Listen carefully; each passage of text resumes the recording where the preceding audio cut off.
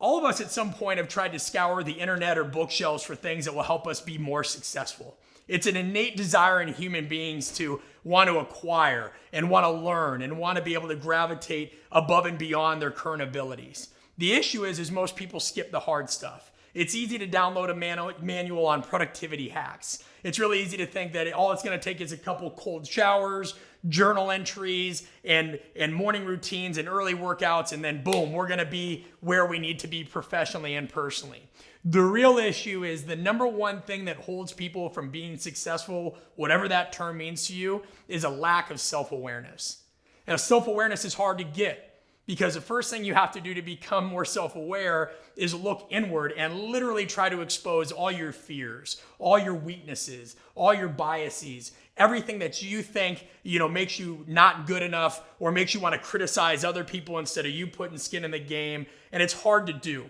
It's hard to do because we always want to be able to project our insecurities on other people. Now, whether we know we do that or not is another story. Now, you guys see it daily. You could look at almost any video. You could look at the greatest album ever written by a musician, and there's going to be some people that hate it and they lambast it, and restaurant owners will see Yelp reviews from people that just want to go on and make everybody miserable. And the funny thing is most of these people that do these, most of the toxic people in the world aren't self-aware. They've never put themselves in a position where they've been subjected to possible failure. It's really easy for the person that's not self-aware to sit on the sideline and cast aspersions. Right? Because once you've got skin in the game, you know whether you're fraudulent or not. You know where you need to improve. You know what gaps you need to cover and what resources you may really need to seek out. So the fact is that only through really 3 stages of internal identification can you start to figure out where your gaps are.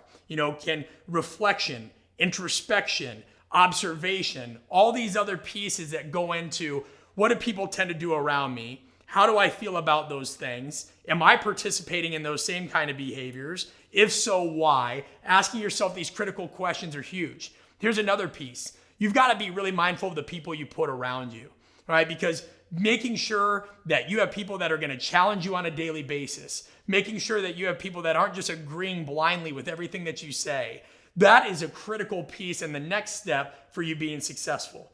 So self-awareness isn't just about what am I doing and why and how does that really correlate to what other people are doing and how I view that. It's what are the people closest to you doing and why do you choose to keep those kinds of people around you? If you're somebody that plays it safe always in your own personal or professional life and you have an echo chamber around you, again, no morning routine, no productivity hack, no audio book, no TED Talk video is going to be able to dig you out of that hole. It's problematic. In coaching, even more so. Because people want to grab a hold of things that they're comfortable with and say, well, I have 20 years experience doing this, or I've coached this athlete. You've got to continuously expose yourself to new things. And that's point number 3.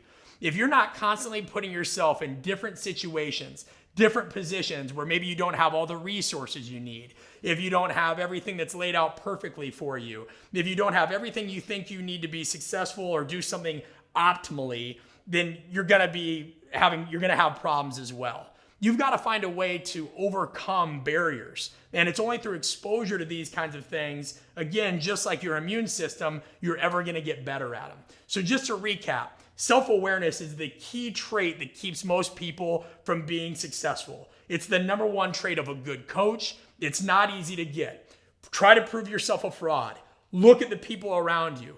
Always make sure that you're exposing yourself to new, dense, diverse scenarios. And then finally, guys, make sure that you can express your core values and you can define those in one paragraph, one sentence, and one word.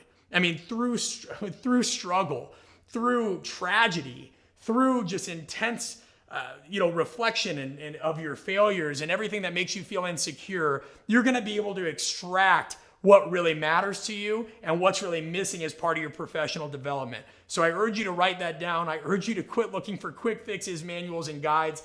Any kind of outward success always starts from within. And that's what conscious coaching is about. And that's what this page is going to explore more, is how do we become craftsmen, not how do we become hackers. If you guys like this information, you want to engage in some debate, discussion, or you have more tips or ideas that you want to share below for other people to help them out, make sure that you do that in the comments section and then subscribe to this page.